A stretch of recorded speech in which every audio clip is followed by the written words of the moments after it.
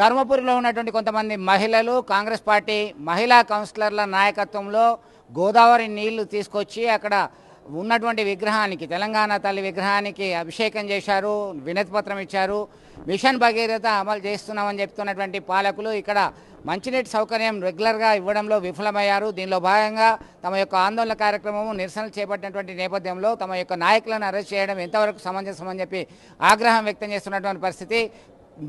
బిందెలతో నీటిని తీసుకొచ్చి అక్కడ పారవేయడం జరిగింది, అభిషేకాలు చేస్తున్నామని చెప్పడం జరిగింది. ఖాళీ బిందెలతో నిరసన ప్రదర్శన కూడా మరొక వైపు చేయడం జరిగింది. ఇప్పటికైనా పాలకులు స్పందించి తమకు ప్రతిరోజు ధర్మపురి పట్టణంలో మంచినీటిని ఇవ్వాలి.